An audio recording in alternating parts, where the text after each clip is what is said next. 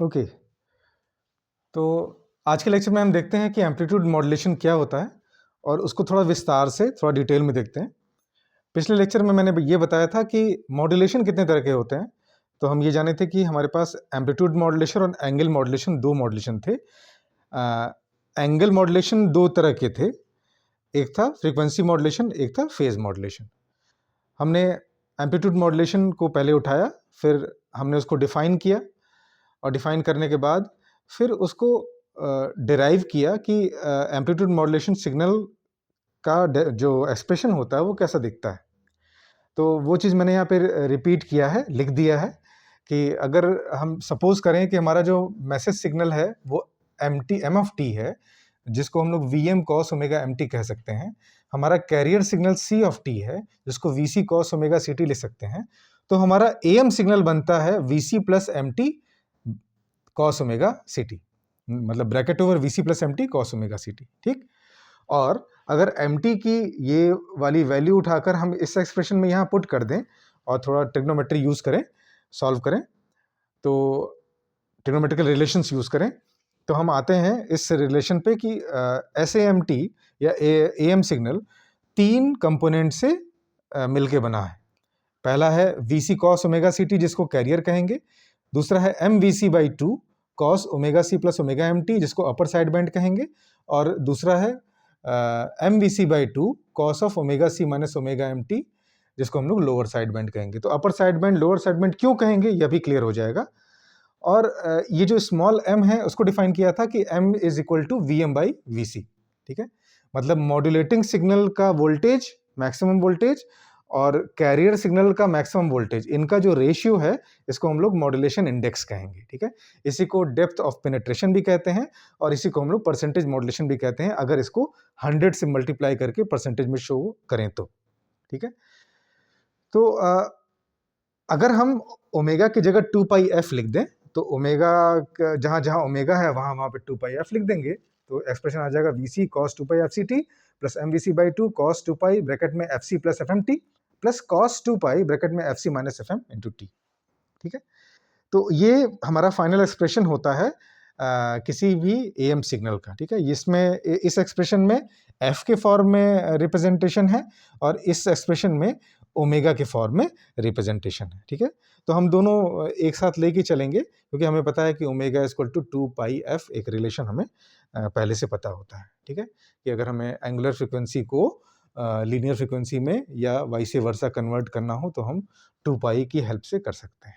ठीक है, अब हम लोग क्या करते हैं, अब मैंने बताया कि कैरियर सिग्नल अपर side band lower side band है, तो ये जो सिग्नल इस समय दिख रहा है ये एक टाइम डोमेन का सिग्नल है। ठीक है, तो मेक इट क्लियर, फिर से क्लियर करिए, ये जो सिग्नल है या जो एएम का सिग्नल डिराइव हुआ है ये एक टाइम डोमेन का सिग्नल है, मतलब कि ये एक टाइम का फंक्शन है।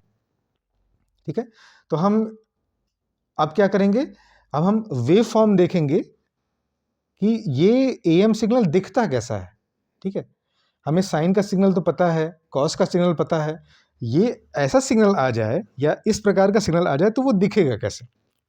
और ये जो भी पहले से थोड़ा बहुत जानते होंगे या पढ़े होंगे उन्हें याद आ रहा होगा कि ये कुछ एक ऐसे एनवेलप लिया हुआ सिग्नल बनता है जो अभी मैं ड्रॉ करूंगा और उसी को हम लोग एएम सिग्नल कहते हैं। ठीक है, तो अभी मैं इसको रब करके यहाँ पे एएम सिग्नल ड्रॉ करता हूँ। ठीक है, अभी ये भी क्लियर हो जाएगा कि अपर साइड बैंड और लोअर साइड बैंड का सेंस क्या है। ठीक है, और बैंड क्या होता है। ठीक है, बैंडविड्थ के बारे में पिछले लेक्चर्स में मैं डिस्कस कर चुका हूं आप लोगों से, तो आप लोग वीडियो लेक्चर्स, जो पुराने वीडियो लेक्चर्स हैं मेरे, उसको देख सकते हैं, वहाँ से और काफ़ी चीज़ें स्पष्ट हो जाएंगी। और हार्डली 10 to 15 मिनट्स का लेक्चर है, each lecture 10 to 15 minutes averagely होता है। आप उसको देखेंगे तो बहुत सारी चीज़ें क्लियर हो जाएंगी। जहाँ पे डेरिवेशन वाला चीज़ होगा वहाँ पे मैं डिराइव करके दिखा रहा हूँ तो ऑब्वियसली इसमें समय ज़्यादा लगेगा, तो आप इसको फास्ट फॉरवर्ड में करके आप देख भी सकते हैं, उसको नोट डाउन भी कर सकते हैं, जब मन करे उसको पॉज कर सकते हैं। तो अब हम लोग आते हैं टाइम डोमेन रिप्रेजेंटेशन पे। तो टाइम डोमेन रिप्रेजेंटेशन एक रिप्रेजेंटेशन होता है, एक होता है frequency domain representation. Time domain representation में हमें एक्स एक्सिस पे टाइम शो करना होता है और वेव फॉर्म को बनाना होता है। फ्रीक्वेंसी डोमेन में हमें एक्स एक्सिस पे फ्रीक्वेंसी शो करना होगा और हमें वेव फॉर्म या ग्राफ बनाना होता है। ठीक है, तो फ्रीक्वेंसी डोमेन और टाइम डोमेन में ये डिफरेंस होता है। तो चलिए हम पहले टाइम डोमेन का सिग्नल बनाते हैं। पहले हमारे पास क्या है, एक मैसेज सिग्नल या एम ऑफ टी है, ठीक है। तो हम पहले एक मैसेज सिग्नल बना लें, M of T. M of T क्या दिया हुआ है, cos, sorry, V M cos omega M T. तो एक कॉस का सिग्नल कैसा बनता है, सभी को पता है, हम यहाँ पे बना सकते हैं लाइक दिस,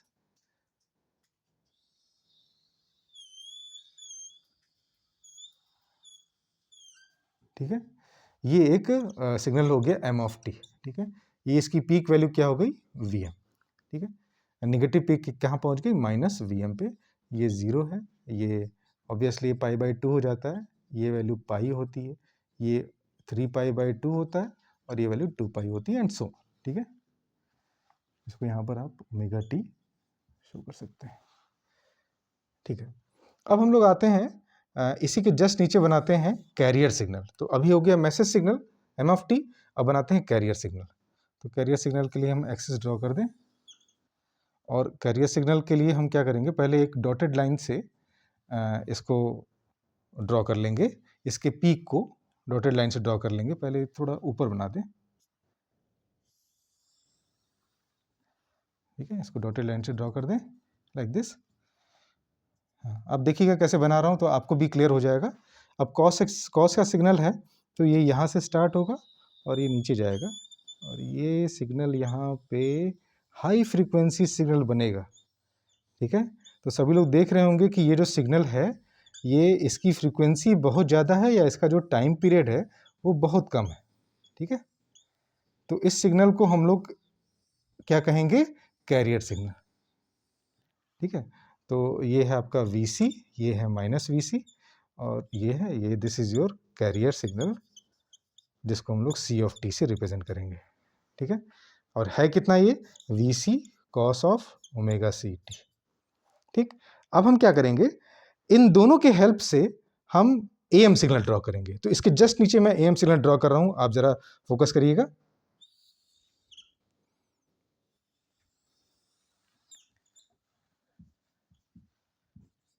ठीक। अब मैं यहां पर AM सिग्नल ड्रॉ कर रहा हूं, प्लीज यहां फोकस करिएगा। पहले हम क्या करेंगे, पहले हम हमारे मैसेज सिग्नल के को देखते हुए एक एक्स एक्सिस के ऊपर और एक्स एक्सिस के नीचे इसी का एक एनवेलप रेडी कर लेंगे। क्या इसका सेंस क्या है, इसका सेंस ये है कि जैसा ये वेरी करते हुए दिख रहा है, हम यहाँ पर एक्स एक्सिस के ऊपर इसी को वेरी करता हुआ डॉटेड लाइन से बना देते हैं, ठीक है। तो आप देखिएगा, कुछ नहीं, जो ये कॉस का सिग्नल है ऐसा ही एक्स एक्सिस के ऊपर हम ऊपर हमें ड्रॉ कर लेना है। तो हम ड्रॉ कर रहे हैं, देखिएगा,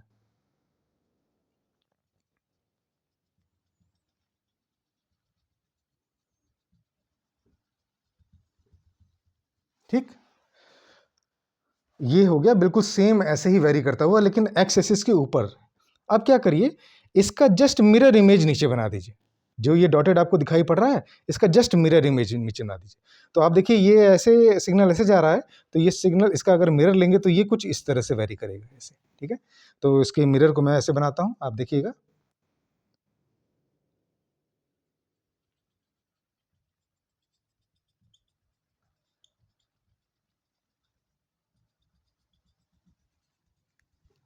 ठीक है। अब जो भी पहले से थोड़ा बहुत जानते हैं, उनको दिख रहा होगा कि ये इस तरह का सिग्नल क्या होता है और कैसे बनता है। तो कुछ नहीं किया मैंने, मैसेज सिग्नल के को देखते हुए उसका एक डॉटेड कर्व बना दिया, जो कि एक्स एक्सिस के ऊपर है, और इसी का जस्ट मिरर इमेज नीचे बना दिया, ठीक है। और अब क्या करेंगे, इसके अंदर ये कैरियर सिग्नल को बना देंगे, ठीक है। ये कैरियर सिग्नल जैसे वेरी कर रहा है, वेरी करता हुआ सारी पीक को टच करता हुआ ये कैरियर सिग्नल ड्रॉ कर देंगे। तो आप यहां से ऐसे ड्रॉ कर दीजिए लाइक दिस,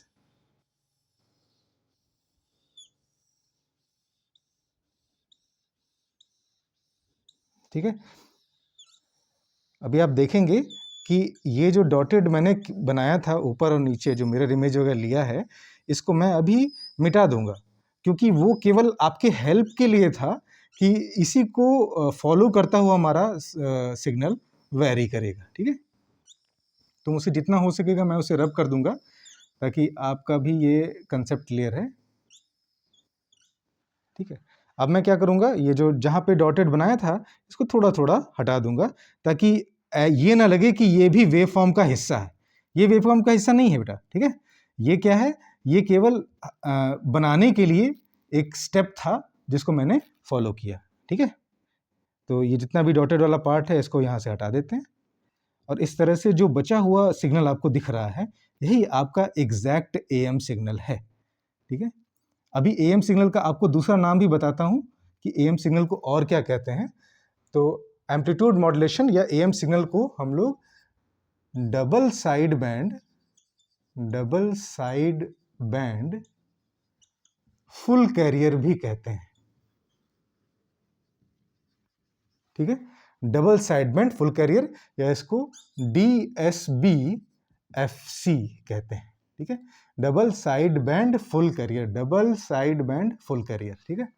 तो ये क्यों कहते हैं, साइड बैंड फिर से टर्म आ गया, तो ये अभी थोड़ी देर में क्लियर हो जाएगा। फिलहाल के लिए यहाँ पर आइए और ये देखिए कि आपका एएम सिग्नल रेडी हो गया है। ये आपका SAM सिग्नल, SAMT या एम्पलीट्यूड मॉड्यूलेटेड वेव, ये बन चुकी है, ठीक है। अब आप इसको देख के बहुत सारी चीज़ों का अनुमान लगा रहे होंगे, सोच रहे होंगे कि इसमें ये वेरिएशन कैसे हो रहा है, क्या हो रहा है, क्यों इसको एम्पलीट्यूड मॉड्यूलेशन कह रहे हैं। वो भी यहीं से क्लियर है। क्यों? क्योंकि कैरियर का एम्पलीट्यूड जो है, जैसे कैरियर का एम्पलीट्यूड यहाँ देखिए VC है, तो अब यहाँ पर VC नहीं रह गया, बढ़ गया, और उसके थोड़ी देर बाद यहाँ पर मान लो VC से थोड़ा सा कम है, यहाँ पे आप देखिए तो काफ़ी कम हो गया, नीचे चला गया। तो इसका मतलब हो गया कि एएम सिग्नल में कैरियर का जो एम्पलीट्यूड है वो चेंज हो गया according to the message signal. Message का ही मैंने पहले एक एनवेलप रेडी किया था, मिरर इमेज लिया था, ठीक है। तो मैसेज सिग्नल के अकॉर्डिंग कैरियर सिग्नल का एम्पलीट्यूड बदल गया, उनकी जो वैल्यूज हैं वो बदल गई, लेकिन फेज वही रहा, फ्रीक्वेंसी वही रही, फ्रीक्वेंसी भी वही है, और फेज चूंकि स्टार्टिंग पॉइंट 0 से ही था तो वो 0 से ही है, ठीक है। ठीक, इसके इस पीक वैल्यू को, इसे हम लोग कहते हैं Vmax, ठीक है, इसे Vmax कहेंगे, ठीक ठीक। और इसको एक्चुअली Vmax ना कह के हम थोड़ा सा उसको और करेक्ट करते हैं। इसकी इस पीक वैल्यू को हम लोग कहेंगे, ये हो जाएगा Vm प्लस VC, ठीक है। क्यों? क्योंकि आपका जो एक्सप्रेशन था, याद करिए, वो क्या था, VC plus MT cos omega CT, ठीक है। इसका मतलब है कि VC में मैसेज इंस्टेंटेनियस जो मैसेज की वैल्यू है वो हर टाइम पे ऐड होती जा रही है। तो अगर इस टाइम की बात करें, ओरिजिन की बात करें, तो इसका एम्पलीट्यूड VC है, इसका एम्पलीट्यूड VM है, तो दोनों एडअप हो जाएंगे क्योंकि यहाँ प्लस का साइन है, तो आपको क्या मिल जाएगा, VM प्लस VC या VC प्लस VM। इसी तरीके से अगर इसका नेगेटिव वाला पार्ट देखा जाए कि नेगेटिव मैक्सिमम कितना गया है, तो ये हो जाएगा माइनस VM प्लस VC, ठीक है। अच्छा, अगर इसकी बात की जाए कि यहाँ पर जो जो डिप हुआ है, सिग्नल जो डिप हुआ है, इसकी वैल्यू कितनी होगी, तो ये हो जाएगी VC माइनस VM, और इसी का जस्ट नेगेटिव पार्ट हो जाएगा यहाँ पे माइनस VC माइनस VM, ठीक है, VC माइनस VM। तो ये जो वैल्यू है इसे हम लोग कहेंगे Vmax, और ये वैल्यू क्या कहलाएगी, Vmin, इसे कहेंगे Vmin, इसी को हम लोग रिप्रेजेंट करेंगे Vmin, ठीक है।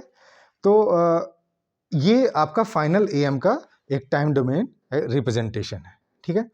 अगर हम यहाँ पे मॉड्यूलेशन इंडेक्स को इस फॉर्म में भी लिखें, मॉड्यूलेशन इंडेक्स का एक और फॉर्मूला होता है, उसे कहते हैं, वो होता है Vmax minus Vmin upon Vmax plus Vmin, ठीक है।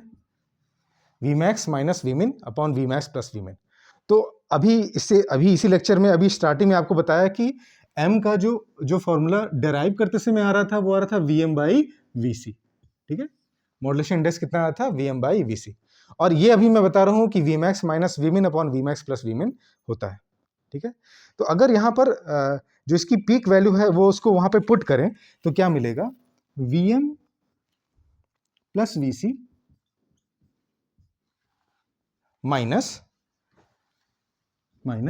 वी मिन कितना है, V C minus V M, तो हो जाएगा V C minus V M, ठीक है, डिवाइडेड बाई दोनों को ऐड कर दें तो ये क्या हो जाएगा, V M plus V C minus plus V C minus V M, ठीक है।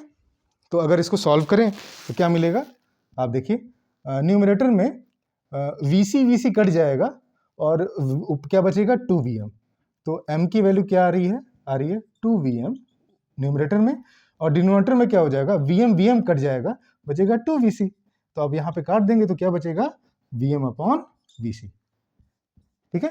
तो जो मैंने फॉर्मूला डिराइव करते समय आपको बताया था कि m बराबर Vm बाई Vc होता है, वही वैल्यू यहाँ पर भी आ रही है। इसका मतलब हमारे पास एक और फॉर्मूला आ गया, that is small m is equal to Vmax minus Vmin upon Vmax plus Vmin, Vmax minus Vmin upon Vmax plus Vmin, ठीक है। और ये यहाँ पर Vmax और Vmax माइनस Vmin और Vmax प्लस Vmin क्या है, Vmax और Vmin क्या है, आप देखिए यहाँ पे, प्लीज यहाँ गौर कर दीजिए। Vmax क्या है, इस सिग्नल की पीक वैल्यू जिसको हम लोग Vm प्लस Vc कह रहे हैं, और ये जहाँ पे डिप हुआ है, डिप, वो वैल्यू की वही है आपकी Vmin Vc माइनस Vm। इन्हीं दोनों को मैंने वहाँ पे पुट किया तो हमारा रिलेशन आ गया, ठीक है। तो आज के लेक्चर में हमने ये देखा कि जो टाइम डोमेन रिप्रेजेंटेशन किसी एएम सिग्नल का होता है वो कैसा आता है, तो आपको ये दिख रहा है। अब इसको देखकर हम एक चीज़ बता सकते हैं कि इसमें एम्पलीट्यूड वेरी कर रहा है, फ्रीक्वेंसी और फेज कांस्टेंट है। यहाँ पर मॉड्यूलेशन इंडेक्स का जिक्र हुआ और मैंने मॉड्यूलेशन इंडेक्स को Vm बाई Vc बताया, और मॉड्यूलेशन इंडेक्स को Vmax minus Vmin upon Vmax plus Vmin भी बताया।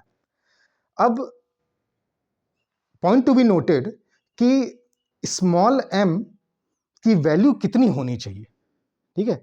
अब आप देखिए कि अगर Vm और Vc ये दो वैल्यूज हैं, तो इसमें से कौन सी बड़ी होनी चाहिए, कौन सी छोटी होनी चाहिए, क्या दोनों इक्वल होना चाहिए, क्या ये वैल्यू निगेटिव होनी चाहिए, पॉजिटिव होनी चाहिए। तो मॉड्यूलेशन इंडेक्स पे केसेस बनते हैं कि m must be equal to 0, m must lie between 0 and 1, m 0 से 1 के बीच में लाई करे, m 1 के बराबर हो या m 1 से बड़ा हो, ठीक है। तो इनको हम लोग over modulation, under modulation, perfect modulation, ठीक है, नो मॉड्यूलेशन, ये सारे टर्म्स से रिप्रेजेंट करते हैं, ठीक है। तो ये सारी चीज़ें और भी बहुत इंपॉर्टेंट टॉपिक्स या इससे जो रिलेटेड टर्म्स हैं वो हम लोग नेक्स्ट लेक्चर में देखेंगे। यहाँ पर इसको एंड करते हैं और साथ साथ ये भी देखेंगे कि फ्रीक्वेंसी डोमेन में और इसकी बैंडविड्थ हम लोग एएम सिग्नल की कैसे रिप्रेजेंट करते हैं, ठीक है। Okay, thank you.